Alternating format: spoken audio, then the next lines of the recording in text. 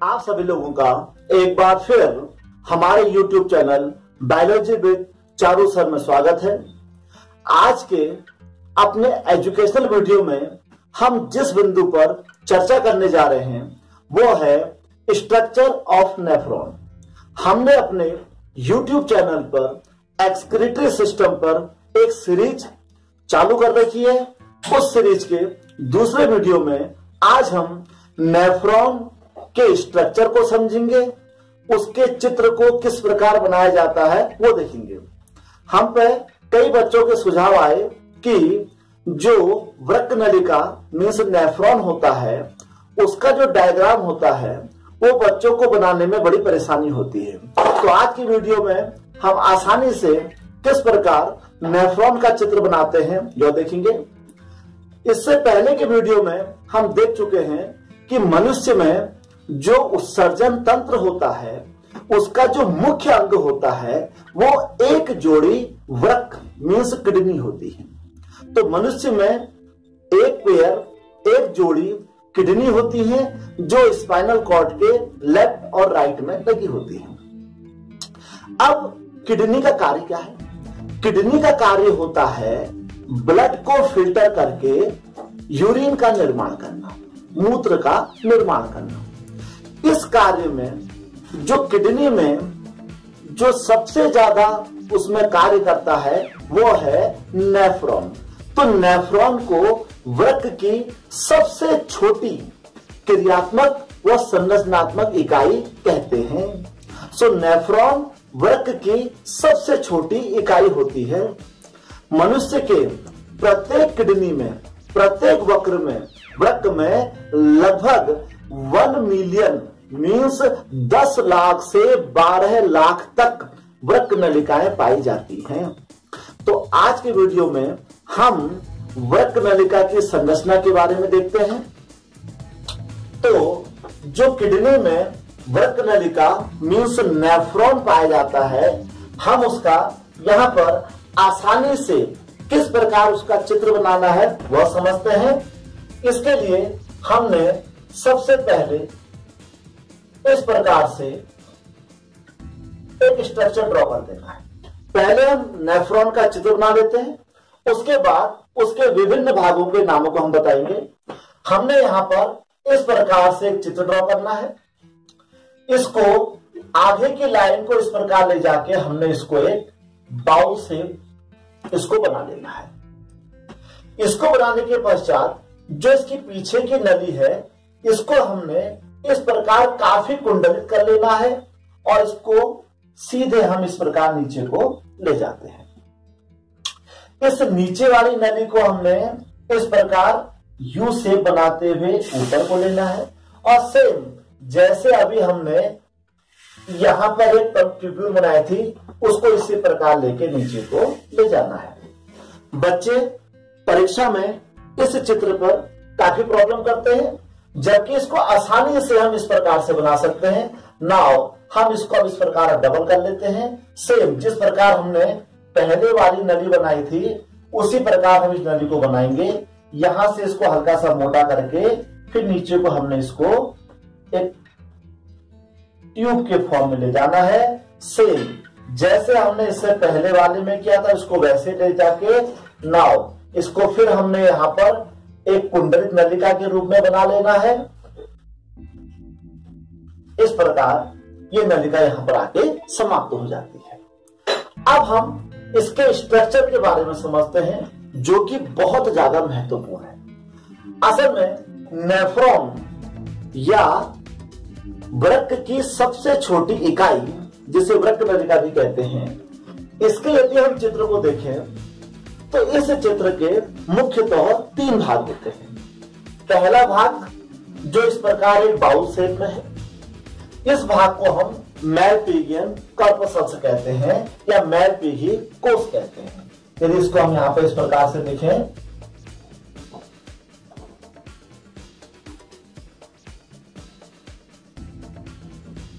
इसको हम मैलपिगियन कॉर्पसल्स कहते हैं। यह इसका पहला भाग है। इसका जो दूसरा भाग है इसको हम सिक्रेटरी ट्यूब या स्रावी नलिका कहते हैं। जिसके अभी विभिन्न भाग को हम देखेंगे। और तीसरा भाग जो हमारे पास है दैट इज कलेक्टिंग ट्यूब्यूल। पर यदि टेक्निकली हम देखें तो जो कलेक्टिंग ट्यूब्यूल होती है वह वृक्क नलिका का भाग नहीं कहलाती है। क्यों? क्योंकि एक कलेक्टिंग ट्यूब्यूल में बहुत सारी वृक्क नलिकाएं आपस में खुलती है। तो ये एक प्रकार का कंबाइंड स्ट्रक्चर है जिसमें कि लगभग और दूसरी भी वृक्क नलिकाएं इसमें आके खुलती है। अब हम इसका बारी बारी से अध्ययन करते हैं। तो जो पहला हमने बाउल शेप बनाया इसे मैल्पिगियन कॉर्पसल्स कहा। इसके अंदर जो बाउल शेप स्ट्रक्चर है इसको हम यहां पर कहते हैं बोमैन कैप्सूल। इसको हम कहते हैं बोमैन कैप्सूल। तो बोमैन कैप्सूल मैल्पिगियन कॉर्पसल्स का ही एक भाग होता है। यह बोमैन कैप्सूल जो होता है ये जब क्रमशः पीछे को जाता है तो एक ट्यूब जैसी रचना बनाता है। यह ट्यूब जैसी रचना अत्यधिक कुंडलित हो जाती है, कन्वर्टेड हो जाती है।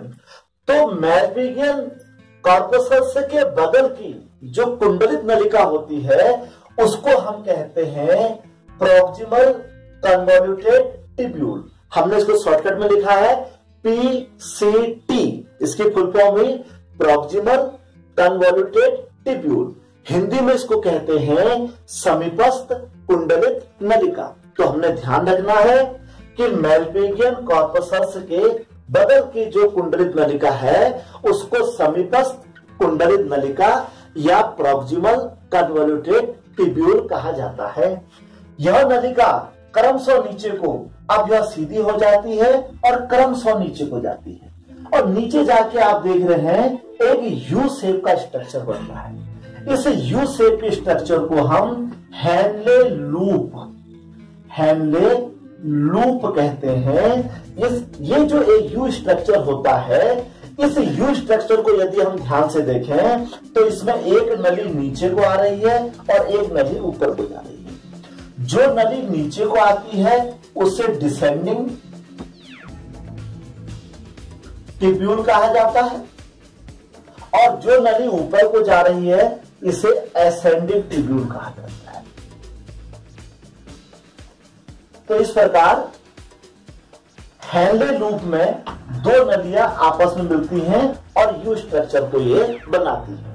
तो नीचे को आने वाली नली डिसेंडिंग ट्यूब्यूल और जिसको हम कहते हैं अवरोही नाल कह सकते हैं हिंदी में, और जो ऊपर को नली जा रही है इसे एसेंडिंग ट्यूब्यूल, इसको हम आरोही नाल कह सकते हैं। तो इस प्रकार अवरोही और आरोही दो नालों से मिलकर यहां पर हैनले लूप बन जाता है। अब यह जो आरोही नाल यानी कि एसेंडिंग ट्यूब्यूल ऊपर को जा रही है यह पुनः कुंडलित हो जाती है यानी कि कन्वोल्यूटेड हो जाती है। इस कुंडलित नलिका को हम यहां पर कहते हैं DCT, distal convoluted tubule, means दूरस्थ कुंडलित नलिका। हमने सिर्फ इतना ध्यान रखना है जो कुंडलित नलिका मैल्पिगियन कॉर्पसल्स के समीप है उसे समीपस्थ यानी कि प्रॉक्सिमल कहेंगे और जो कुंडलित नलिका इससे दूर है उसे डिस्टल यानी कि दूरस्थ कहेंगे। ये डिस्टल कन्वोल्यूटेड ट्यूब्यूल क्रमशः नीचे को आके संग्रह नलिका में मिल जाती है। This is known as collecting tubule, जिसे हम कहते हैं संग्रह नलिका। इस संग्रह नलिका में और भी बहुत सारी नेफ्रॉन आके इसमें इकट्ठे हो जाते हैं। तो टेक्निकली कलेक्टिंग ट्यूब्यूल को एक पर्टिकुलर नेफ्रॉन का पार्ट नहीं कहते बल्कि ये सभी नेफ्रॉन का एक पार्ट होता है। अब हम थोड़ा इसमें आगे को चलते हैं। यह जो नेफ्रॉन है इसका कार्य क्या होता है? इसका कार्य वही होता है जो किडनी का कार्य होता है, क्योंकि किडनी की यह सबसे छोटी इकाई है। तो नेफ्रॉन क्या करती है? नेफ्रॉन ब्लड को फिल्टर करता है। ब्लड को फिल्टर करने के पश्चात यह उसका यूरिन बनाता है जो बचा हुआ भाग होता है। तो इसके लिए ये जो नेफ्रॉन होता है क्योंकि किडनी के अंदर पाया जाता है, तो किडनी का जो हाइलस वाला रीजन होता है उस रीजन में रीनल आर्टरी प्रवेश करती है। रीनल आर्टरी जो होती है उसमें शुद्ध रुधिर होता है और उस रुधिर में यूरिया की मात्रा ज्यादा होती है। जब यह रुधिर इस प्रकार नेफ्रॉन में प्रवेश करता है तो रुधिर की वह ब्रांच जो नेफ्रॉन के अंदर प्रवेश करती है उसको हम एफरेंट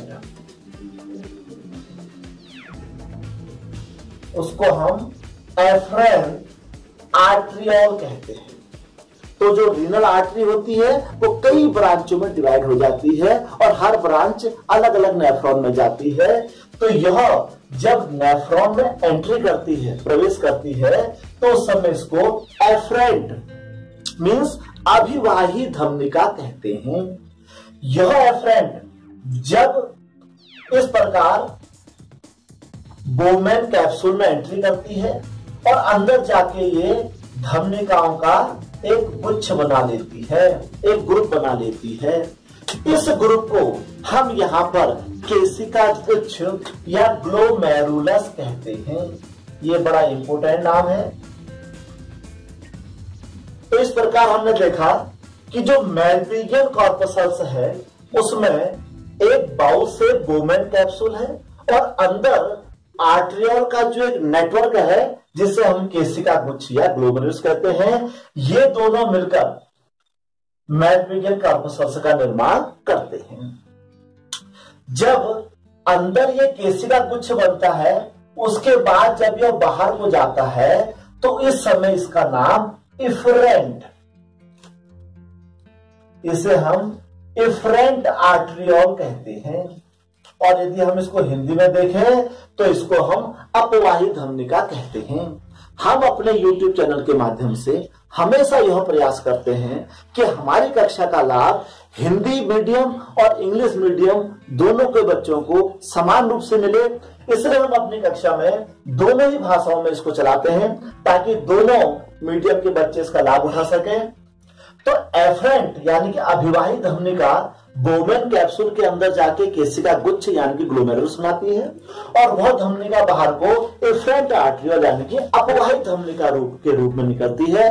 और यहाँ ध्यान देने योग्य यह बात है कि अभिवाही और अपवाही मींस एफरेंट और इफरेंट दोनों के व्यास में अंतर होता है। अर्थात ब्लड जब इसके अंदर प्रवेश करता है तो उसका व्यास, उस नलिका का व्यास ज्यादा होता है और जब यहां से बाहर को निकलता है तो उस नलिका का व्यास कम होता है, जिसको हम अगली कक्षा में मूत्र निर्माण की प्रक्रिया में देखेंगे। यह अभिवाही धमनिका जब बोमेन कैप्सूल से बाहर निकलती है तो यह बाहर आके इस स्रावी नलिका को पूरी तरीके से बाहर से इसमें यह इस प्रकार से लिपट जाती है। इस प्रकार ये पूरे उसमें लिपट जाती है। तो जो यह बाहर को इफरेंट आर्टरियोल निकलती है यह पूरी वृक्क नलिका को आपस में लिपट जाती है और लिपटने के पश्चात जब ये सारे आर्टरियोल मिलकर एक होते हैं तो ये बाहर को क्रमशः रीनल वेन के द्वारा, क्योंकि आपको अच्छी तरह पता है कि रुधिर कोशिकाओं में आर्टरी के द्वारा आता है और वेन के द्वारा जाता है। तो जब यह इफरेंट आर्टरियोल पूरे वृक्क नलिका के बाहर एक जाल बना लेती है जिसको हम कैपिलरी नेट कहते हैं, और यह नेट जो होता है रीनल वेन, इसको हम यहां पर रीनल वेन लिख देते हैं। रीनल वेन के द्वारा यह सब बाहर को चला जाता है। इस प्रकार यह जो आर्टरियोल होती है पूरे के पूरे नेफ्रॉन को बाहर से कवर कर लेती है। अब हम थोड़ा इसके स्ट्रक्चर में चलें तो हमने देखा कि सबसे पहले मेलपिजियन कॉर्पसल्स होता है। मेलपिजियन कॉर्पसल्स के दो पार्ट हो गए। पहला पार्ट बोमेन कैप्सूल जो कि बाउल शेप है, दूसरा पार्ट ग्लोमेरुलस। यह कैसे बना?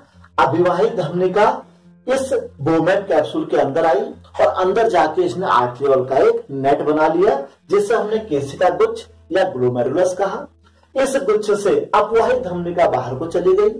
तो इस प्रकार बोमेन कैप्सूल और ग्लोमेरुलस इन दोनों के मिलने से बना मेलपिजियन कॉर्पसल्स। अंदर को जो आर्टरियोल गई उसे हमने एफरेंट या अभिवाही कहा। बाहर को जो ब्लड आया वह किसके थ्रू आया? इफरेंट या अपवाही के थ्रू आया। मेलपिजियन कॉर्पसल्स के बाद जो कुंडलित नलिका है वह हमने प्रॉक्सिमल कन्वर्टेड ट्यूब्यूल यानी कि समीपस्थ कुंडलित नलिका कहा, जो क्रमशः नीचे को असेंडिंग ट्यूब्यूल के द्वारा नीचे आती है और यू शेप का स्ट्रक्चर हेनले लूप बनाती है।